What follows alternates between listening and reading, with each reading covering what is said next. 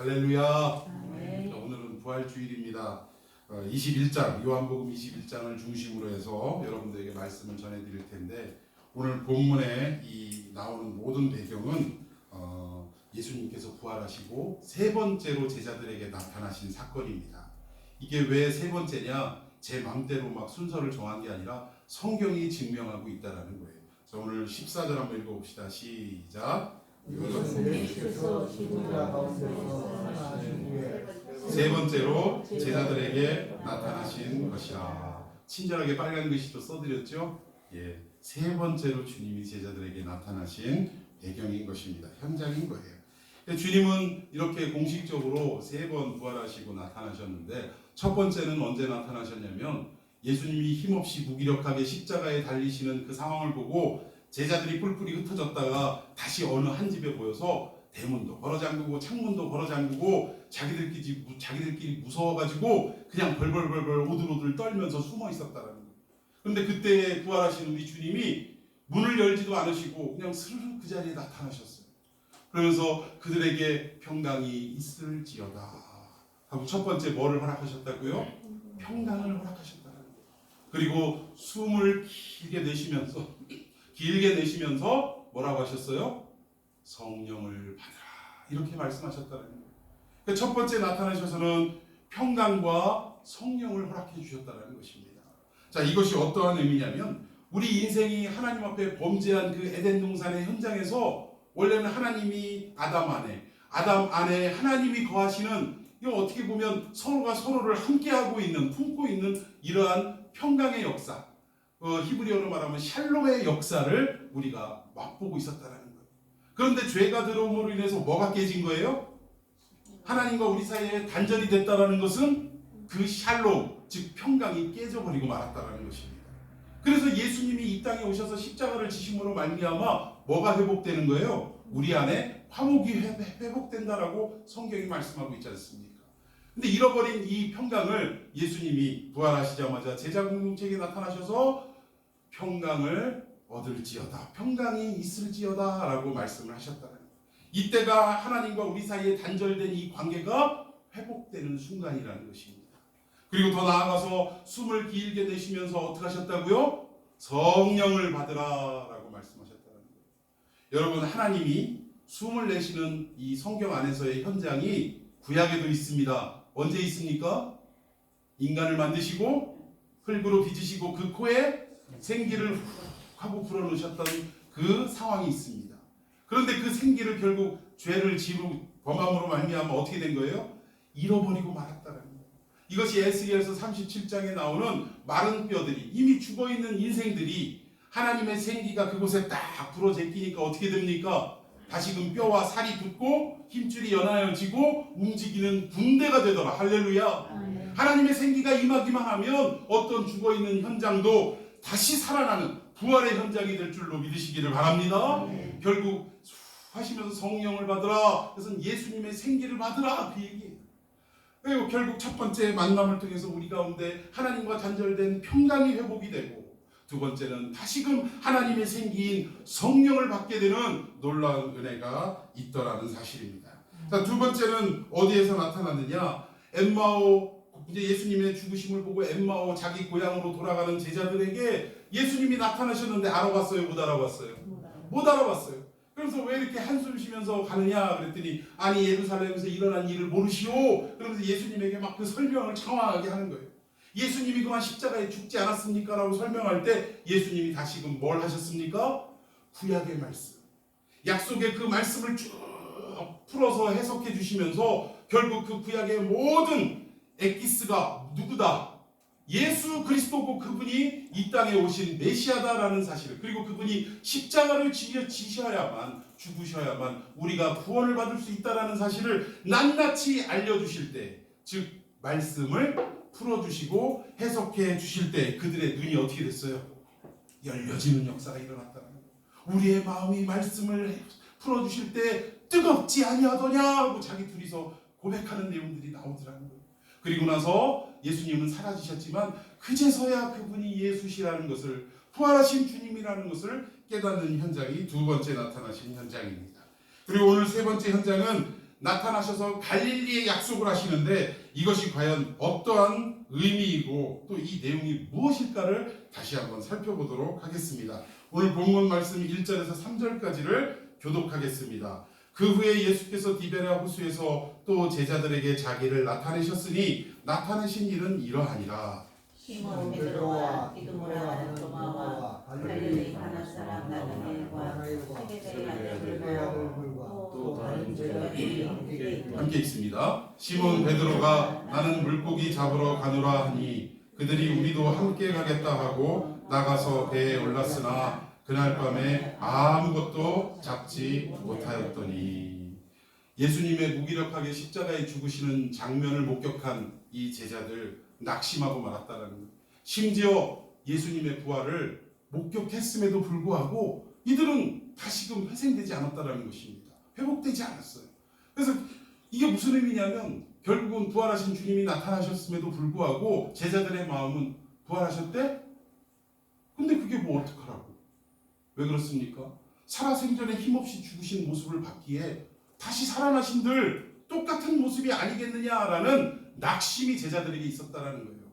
그래서 주님의 그 부활할 현장을 목격하고도 심지어 도마는 그 손과 발에 상처에 손을 넣어라, 옆구리에 손을 넣어라 하는 이러한 어떤 말씀까지도 들었음에도 불구하고 그들은 여전히 낙심해서 회복되지 않았다는 거예요. 그리고 나서 자기들의 옛 직업인 갈릴리로 어부의 생활로 돌아가게 되더라는 것입니다. 오늘 베드로의 이 한마디가 나는 물고기 잡으러 가노라 라는 말 속에 그의 그 지난 3년의 모든 세월이 허사였도다. 참 내가 헛시간 보냈다. 허송세월 보냈다라는 탄식이 그 속에 녹아져 있더라는 것입니다. 자, 우리 4절 보니까 날이 새어갈 때에 예수께서 바닷가에 서셨으나 제자들이 예수이신 줄을 알지 못하는지라. 이들이 예수님이 나타나셨음에도 불구하고 심지어 제자들에게 세 번째 나타나셨음에도 불구하고 예수님을 알아봤습니까? 못 알아봤습니까? 못 알아보고 있더라는 거예요. 여전히. 즉 이 말은 무엇을 상징하냐면 부활을 하셨음에도 불구하고 그 부활의 의미가 무엇인지조차 새카맣게 모르고 있더라는 것입니다. 그러니 부활의 주님을 봐도 알 수가 없죠. 그러니까 결국 이들은 오랜 시간을 3년이라는 시간을 동고동락을 했음에도 불구하고 새로운 부활의 몸을 입으신 그 주님을 알아보지 못하고 또 깨닫지도 못하고 있더라는 것입니다. 이때 주님이요 이 당황하는 제자들에게 한 말씀 하십니다. 5절을 보니까 자, 5절 한번 봅시다. 5절 시작. 예수께서 이르시되 얘들아 너희에게 고기가 있느냐 대답하되 없나이다. 여기 보니까 예수님이 제자들에게 뭐라고 부르셨어요? 얘들아 하고 부르셨어요. 이 얘들아는 이 원문으로 볼 때 너무나 다정다감한 소리입니다. 아침에 잠이 깨지 않은 자녀에게 엄마가 가서 귓속말 하듯이 일어나야지. 아이고 우리 새끼 일어나야지. 여러분들 애들 어렸을 때 그렇게 다 깨우셨죠? 네, 어떤 엄마들은 막 아침에 막 찬물 막 칙칙 뿌리면서 야 일어나! 뭐 이러시는 어머니들도 가끔 계시더라고요. 근데 오늘 예수님이 얘들아 하시는 이 음성은요 엄마가 잠에 아직 깨지 않은 자녀들을 향해서 얘야 일어나야지 하고 토닥거리는 그 음성이라는 것입니다. 여러분 생각해 보십시다. 우리 주님이 지금 제자들에게 이렇게 부르실 수 있는 여건입니까? 상황입니까? 저 같으면 그럴 것 같아요. 야 고기 잡았냐? 꼴 좋다. 나 배신하고 가더니 고작 어부 생활 다시 돌아가가지고 고기도 못 잡고 그냥 고소하다 라고 저는 말했을 것 같아요. 그런데 우리 주님은 그를 향해서 다시금 배반의 현장까지도 목격하신 우리 주님이 다시 한번 그 제자들을 대하실 때 얘들아 하고 부드러운 음성으로 따뜻한 음성으로 그들을 불러주셨다라는 것입니다. 자, 예수님이 충분히 나무랄 수 있는 상황임에도 불구하고 제자들을 꾸짖지 않으시고 지금 밤새 고기를 못 잡고 지쳐있는 제자들에게 잡은 것이 있느냐라고 물어보셨다는 거예요. 여기서 한 가지 짚고 넘어가야 할 문제가 있습니다. 예수님이 왜 이 갈릴리의 현장으로 제자들을 만나러 오셨을까?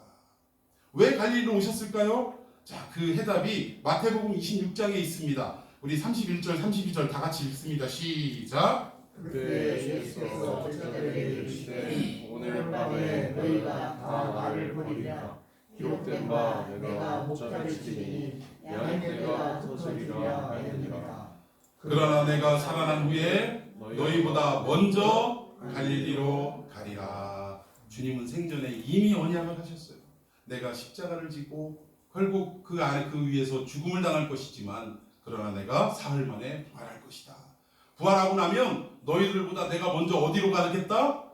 갈릴리로 가겠다라고 약속해 주셨다라는 것입니다. 결국 예수님이 제자들이 다 배반하고 떠나갈 것도 아셨지요. 그리고 제자들이 흩어질 것도 아셨습니다. 그런데 32절 보니까 내가 먼저 갈릴리로 가리라 하니까 우리는 어떻게 이게 느껴지냐면 시간 차이로 제자들이 고향으로 간 시간보다 예수님이 더 먼저 빨리 그곳에 도착해서 제자들을 맞이할 것이다 라고 우리는 생각하게 될 수밖에 없더라는 거예요. 먼저라는 의미가 그런 거 아니겠습니까? 그런데 원문으로 보면 이 먼저라는 말이 사실은 조금 번역에 좀 오류가 있는 거예요. 이 먼저라는 의미보다 사실은 뭐예요? 앞장서겠다 그 얘기입니다.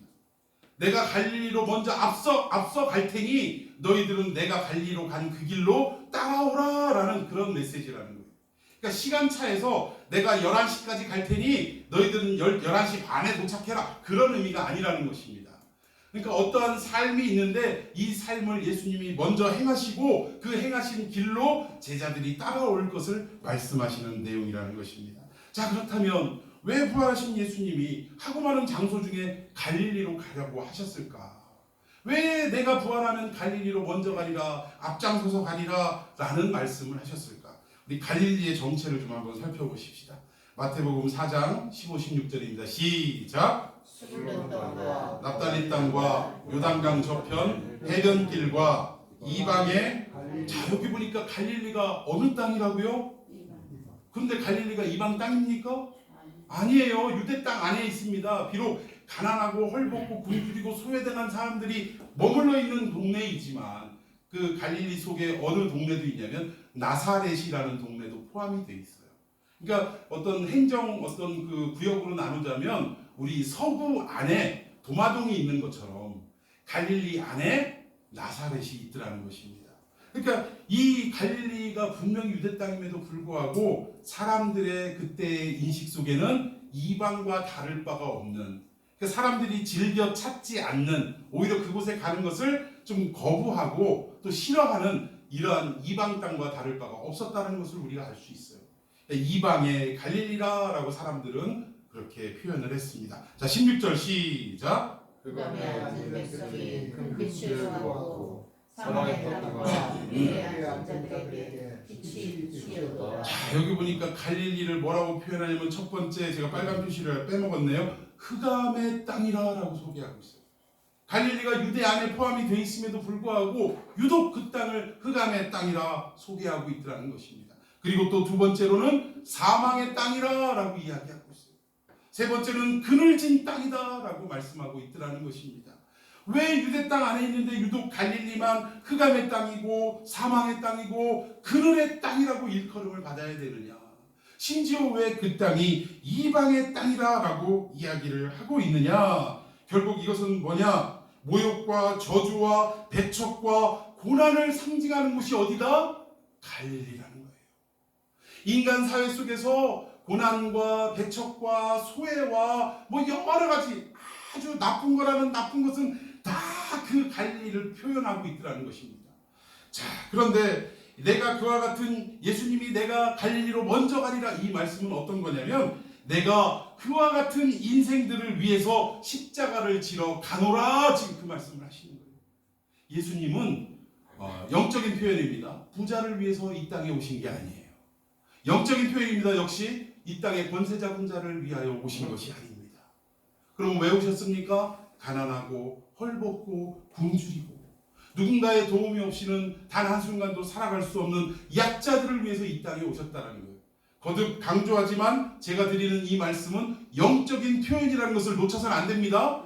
실질적으로 그러면 물리적으로 가난한 사람들을 위해서만 오시고 부자들을 위해서 오시지 않았다 그 얘기가 아니에요. 영적으로 부한 자들, 영적으로 권세를 가진 자들, 하나님이 없어도 얼마든지 살 수 있다 하는 자들, 이런 자들을 위해서 오신 것이 아니라 정말 가난하고 굶주리고 그 영원히 죽음 가운데 있는 그러한 자들을 위해서 예수님이 이 땅에 오셨다라는 것을 내가 먼저 갈릴리로 가리라라고 표현하고 있다라는 거예요. 그런데 이 주님이 당신만 갈릴리로 가신 것이 아니라 내가 먼저 갈릴리로 가니 결국 어떻게 하라는 거예요? 너희들도 내가 간 이 갈릴리로 따라와라 라고 명령하고 계시더라는 것입니다. 여기서의 이 제자 공동체는 오늘날 누구를 말하느냐? 바로 저와 여러분이 모여있는 교회 공동체를 말하는 것입니다. 즉 우리가 부활의 경험과 기쁨을 경험한 우리들이 어느 길로 가야 되느냐? 주님이 먼저 가신, 주님이 앞장서신 그 갈릴리로 따라가는 삶을 주님이 우리에게 명하셨다는 사실이에요. 그래서 우리는 부활을 경험하고 부활을 믿는다면 어디로 가야 되는 인생이 되어야 되느냐? 갈릴리로 가는 인생이 되어야 한다라는 것입니다. 근데 오늘 이 본문에 보니까 예수님이 부활하시고 세 번째로 갈릴리 땅의 제자들을 찾아오셨는데 이 모습이 과연 무엇을 의미하는가? 그리고 아까 먼저라는 표현을 뒷받침하는 설명이, 여러분 제자들이 먼저 갈릴리로 갔습니까? 예수님이 먼저 가셨습니까? 제자들이 먼저 갔어요. 이미 제자들은 그곳에 가서 고기 잡고 아유 했다 모르겠다 뭐 예수고 뭐고 다 필요 없다 우리 그냥 허송세활했다 이러면서 먼저 갈릴리 고향으로 돌아가서 막 물고기를 잡고 있는 그때에 예수님이 뒤늦게 나타나셨다라는 거예요. 그러니까 이게 시간차 상으로는 예수님이 먼저 가신 것이 아니라 제자들이 먼저 간 거예요.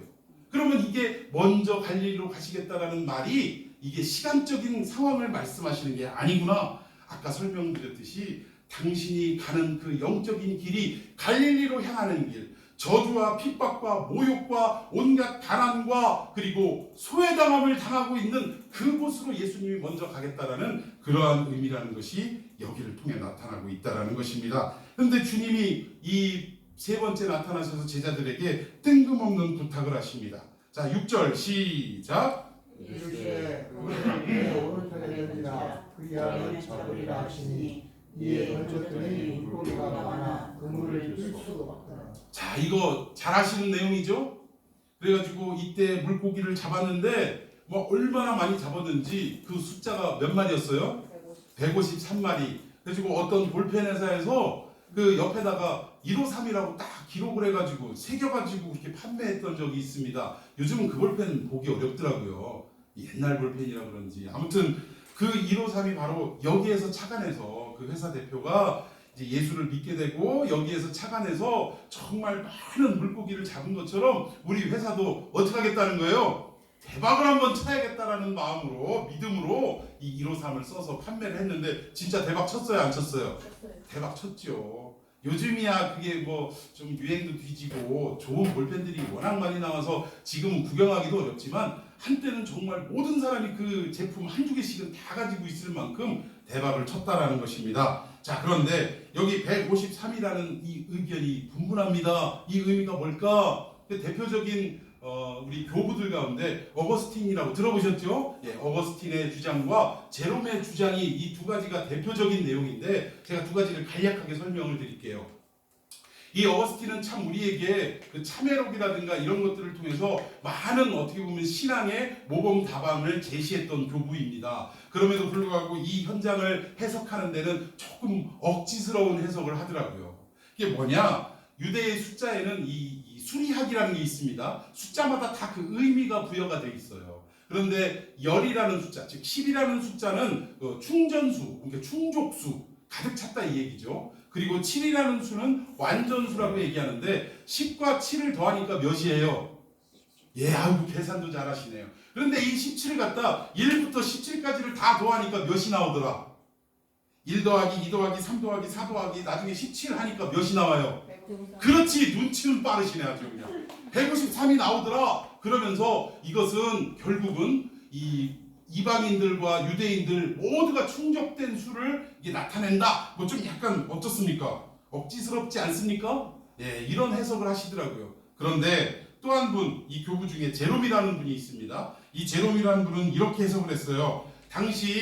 그때 당시에는 아무래도 과학이 좀 발달되지 않았던 그때였기 때문에 이 바닷속에 살아가는 물고기의 어종의 숫자가 153가지가 있다라고 그렇게 생각을 했더라는 거예요. 그러면 여기에서 그물을 던져가지고 그냥 가득 잡았는데 찢어지지 않았다라고 하면서 그 숫자를 세어보니까 153이다라는 말은 뭐예요? 바닷속 안에 있는 모든 물고기 종류라는 종류는 다 잡았다라고 해석할 수 있다라는 거예요. 그러면 이것을 영적으로 좀 표현하자면 이게 결국 뭐예요? 베드로에게도 처음 부탁하신 말씀이 내가 뭐를 낚는 어부가 된다? 사람을 낚는 어부가 된다. 이것을 딱 갖다 대면 이 바닷속에 153종의 물고기를 빠짐없이 다 잡았다라는 것은 어떤 걸 의미하냐? 우리 인간으로 말하면 검은 놈, 노란 놈, 뭐 하얀 놈, 중간에 섞여서 회색인 놈, 불구죽죽한 놈 상관없이 다 어떻게 하겠다는 거예요? 하나님이 구원하시겠다라는 의미가 이곳에 담겨 있다는 것입니다. 여러분 동의하십니까? 결국 하나님의 이 부활의 소식과 함께 우리 주님의 부활의 소식과 결국 이 구원의 소식은 온 인류에게 다 선포되어야 할 메시지인 줄로 믿습니다. 결국 그것을 지금 상징하고 있다는 거예요. 그런데 왜 하필이면 이 낙심하고 배반하고 고향으로 돌아간 이들에게 이 역사를 친히 경험하게 하셨느냐라는 것입니다. 아까도 말씀드린 것처럼 베드로를 처음 부르시는 그 현장에 예수님이 뭐라고 말씀하셨냐면 내가 너로 하여금 사람을 낚는 어부가 되게 하리라. 이 말이 무슨 말이냐? 이제는 진짜 물고기 잡는 인생에서 사람의 영혼을 구원하는 인생으로 바꾸겠다. 내가 너를 나의 사역자로 삼겠다라는 예수님의 언약인 줄로 믿습니다. 그런데 지금 그 구원의 사역을, 그 구원의 일들을 베드로가 감당하지 못하고 있더라고요. 제자들이 감당하지 못하고 낙심해서 다 고향으로 갔더라는 것입니다. 지금 이 현장에서 다시금 물고기들을 그렇게 잡게 하신 이유는 내가 너희로 하여금 모든 열방을 향하여 구원의 메시지를 전파하는 나의 참 제자로 다시금 너희들을 부르고 세우겠다라는 예수님의 약속인 줄로 믿으시기를 바랍니다. 여러분 이게 그 의미예요. 결국 예수님이 갈릴리로 먼저 가리라라고 말씀하신 것은 시간적인 차원에서 갈릴리라는 진짜 지역으로 먼저 가겠다 그 약속이 아니라 어떤 예수님이 담고 있는 아까 설명드린 어떤 죽음과 사망과 배척과 멸시와 고난과 소외당함 이런 모든 인간이 겪을 수 있는 최고의 아픔들을 가지고 살아가는 그 현장이 갈릴리라는 것을 다시금 지금 여러분들에게 말씀을 드리는 거예요. 자, 우리 마태복음 28장 10절 한번 봅시다. 이 길을 제자들에게도 따라오라 하시는 건데, 자 10절 시작. 이에 예수께서 이르시되 무서워하지 마라. 가서 내 형제들에게 갈릴리로 가라. 어디로 가라고요? 갈릴리. 네, 내가 간 그 갈릴리로 너희들도 가라라고 지금 명령하고 있다라는 거예요. 거기서 어떻게 한다고 계속 있습니다. 거기서부터 시작. 거기서 나를 보리라 하시니라. 여기 나가 누구예요? 예수님의 부활하신 예수님을 거기서 만나리라라고 약속해 주셨다라는 것입니다. 자, 사망과 흑암의 땅, 그늘에 앉은 땅, 이방의 땅이라고 일컬는 이 영적인 그 갈릴리로 가면 예수님이 먼저 가신 그 길을 이 제자들도 따라와라라고 명하셨고 그 길을 따라오면 거기에서 누구를 만난다? 부활하신 예수님을 만난다라고 말씀하셨다라는 거예요. 자, 그러면 그 갈릴리로 가면 어떻게 예수님을 만날 수 있느냐? 마태복음 25장 한번 보겠습니다. 34절에서 40절 제가 이제 교독하도록 합니다. 그때 임금이 그 오른편에 있는 자들에게 이르시되 내 아버지께 복받을 자들이여 나와 창세로부터 너희를 위하여 예비된 나라를 상속받으라.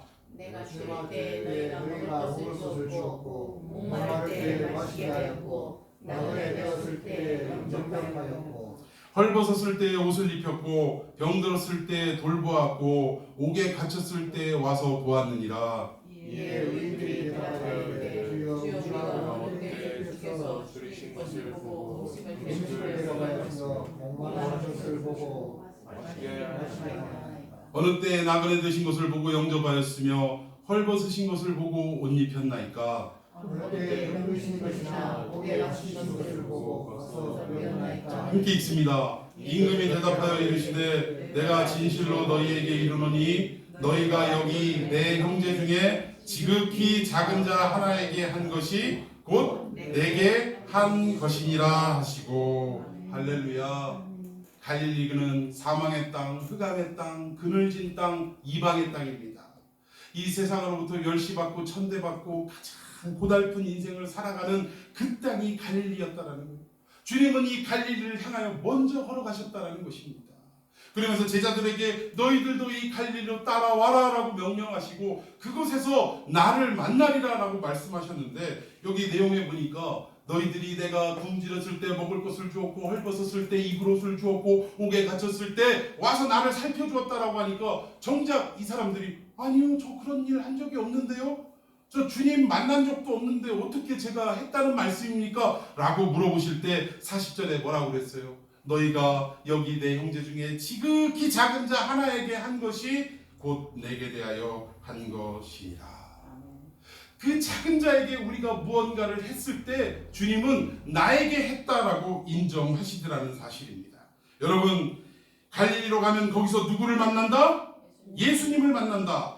이 갈릴리라는 것은 가장 비참한 모습으로 오신 예수님, 이것도 포함이 되는 거예요. 예수님이야말로 하늘보좌에 계신 분이 가장 낮고 천한 자리에 오신 분 아닙니까? 사실은 갈릴리, 즉 나사렛으로 표현하는 예수님의 모습을 상징하는 것도 있지만, 그러나 더 나아가서 어때요? 예수님의 구원의 메시지가 전해져야 할 대상들인 가장 비참하고 힘들고 어렵게 살아가는 인생들, 주님의 구원의 메시지가 아니면 다시금 살아날 수 없고 부활의 기쁨을 얻을 수 없는 그러한 인생들, 이들이 살아가는 곳이 갈릴리라고 말씀하시면서 오늘 제자 공동체, 이 시대의 교회 공동체가 반드시 그곳에 가서 어떻게 하라는 거예요? 지극히 작은 자들에게 어떻게 하라는 거예요? 도움의 손길을 베풀어라 이거예요. 여기에 이 도움은 두 가지 의미입니다. 첫 번째, 여러분들이 이해하고 계실 만한 물질적이고 물리적인 도움도 포함이 됩니다. 우리가 어려운 사람들에게 어떻게 해야 돼요? 구제의 사역을 감당해야 되겠죠. 그러나 더 나아가서 어떠한 메시지를 담고 있냐? 여기에 도움은 지금 예수를 알지 못하면 죽어가는 영혼들에게는 누구를 소개하는 게 가장 도움이 되는 거예요? 예수를 소개하는 겁니다. 복음을 전파하는 것이 가장 큰 도움이 되는 것입니다. 아까 예배드리기 전에 잠시 우리가 대화하면서 자식들은 교회를 열심히 나가는데 뭐 권사도 되고 뭐 집사 장로도 되고 하는데, 살아계신 자기 생존하시는 아버지 어머니에게는 평생을 교회 가자는 얘기를 한 번을 안 하더라고요. 오히려 병원에서 봉사 나가신 분들이 예수 믿으세요 했더니 예수 믿으시면서 우리 새끼들은 한 번도 나한테 이런 얘기를 한 적이 없다라고 말하더라는 것입니다. 여러분, 이것이 우리 한국 교회 성도들의 어떻게 보면 현 주소라고 말할 수 있더라는 거예요. 그 예수를 믿지 않는 아버지가 결국은 인생을 다 하시면 어디로 가시겠습니까? 뭐 천주교처럼 어디 중간 거쳐가는 데가 있을 것 같아요? 아닙니다. 즉시 우리 기독교에서는, 개신교에서는 천국과 지옥으로 나뉘어지더라는 거예요. 결국 어디 가시겠어요? 지옥 가실 수밖에 없더라는 거예요. 그것을 뻔히 보면서도 갈릴리로 가서 그 아버지 어머니를 구원해야 될 사명이 있음에도 불구하고 한국교회의 성도들은 아직 그러지 못한 경우가 너무나 많이 있더라는 것입니다. 근본 부활주의를 맞이해서 내가 먼저 갈릴리로 가리라 하고 명령하신 우리 주님, 그리고 너희들도 따라와라 하신 그 주님의 말씀을 가슴속에 새기고 우리도 갈릴리로 가야 할 줄로 믿습니다. 그곳에서 영적으로 육적으로 도움받아야 할 영혼들을 향해서 우리가 도움의 손길을 펼칠 때, 그때 그곳에서 누구를 만나게 되더라? 부활하신 예수님을 만나게 될 줄로 믿습니다. 여러분, 우리 한국교회가 정말 아까 기도에도 언급했지만 130년 짧은 세월이에요. 그런데 한국교회가 전 세계적으로 가장 큰 예배당을 보유하고 있는 나라가 이 나라입니다. 그런데 예배당만큼은 뭐하냐 이거예요.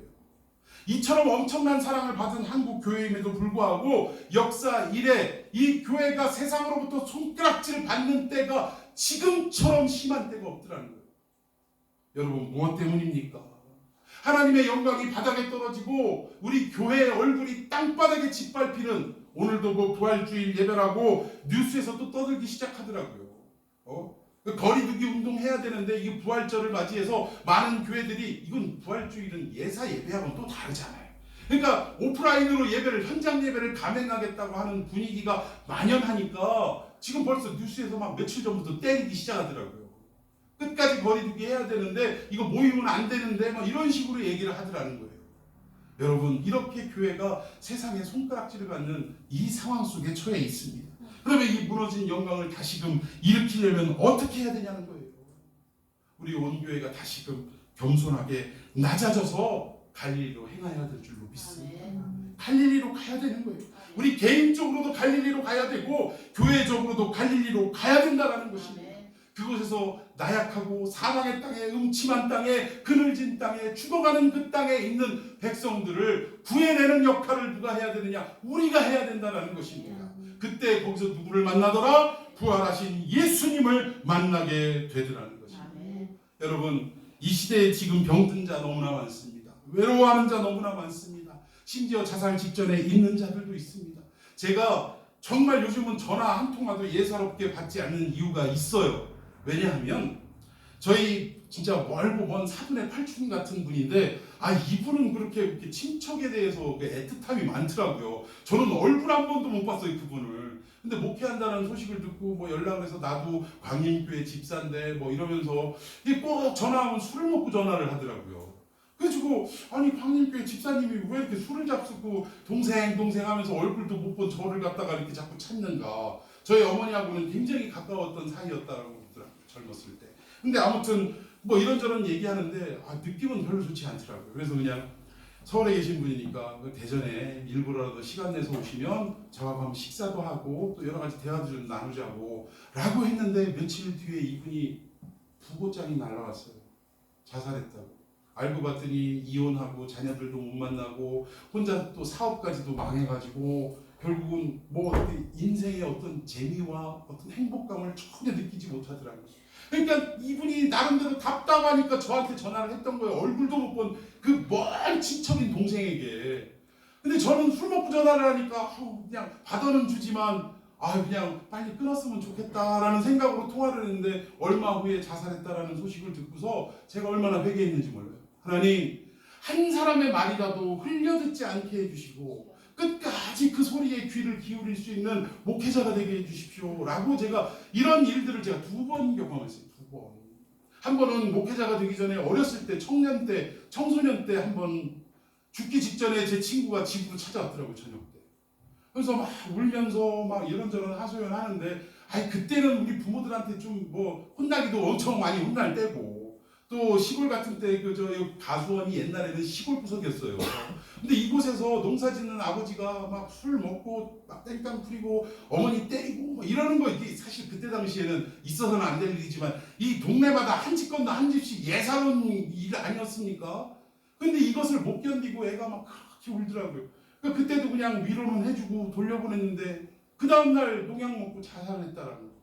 그때 제가 또 그 어린 심정에 얼마나 그걸 붙들지 못했는가는 그 자책감이 들어가지고 많이 힘들었던 때가 있습니다.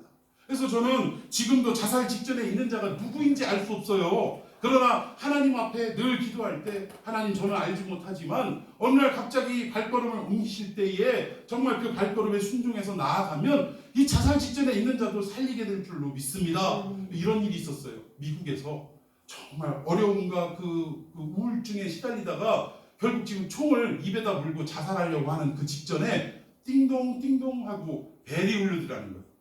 그래서 이 벨이 울려가지고 자살하려고 막 순간 방아쇠를 당기려고 하는데 자꾸 막 벨이 계속 울리니까 신경이 쓰여요, 안 쓰여요? 이 자살도 조용할 때 해야지 옆에서 자꾸 시끄러우면 못합니다. 그러니까 이 사람이 안 떠나가고 계속 초인종을 막 누르고 하니까 총을 내려놓고 그리고 갔더라는 거예요. 내려가서 누군가 문 열어봤더니 생판 모르는 사람이 앞에 서 있는데 한다는 소리가 예수 믿으세요 라고 그 얘기를 하는데 그냥 맥이 쑥 빠지더라는 거예요.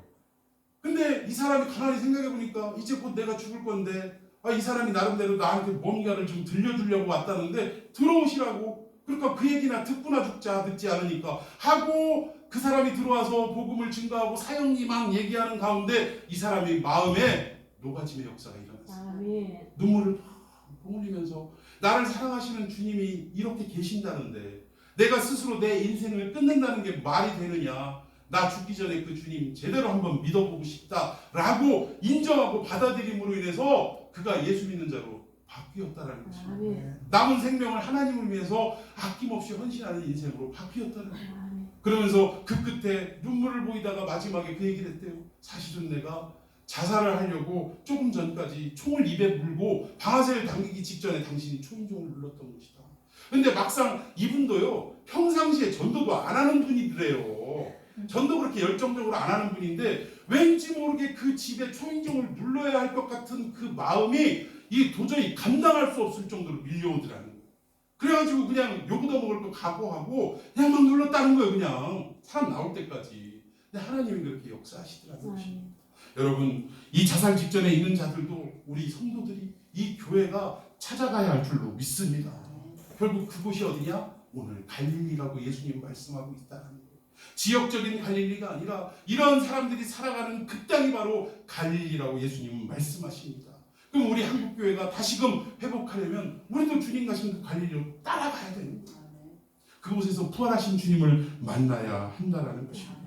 오늘 이 부활주의를 맞이하여 이 말씀이 여러분의 인생을 좌우하고 또 인도할 수 있는 놀라운 은혜의 말씀이 되기를, 또 이 말씀 붙들고 여러분들 순종하며 살아내기를 예수님의 이름으로 축원해 드리겠습니다. 기도하십시다.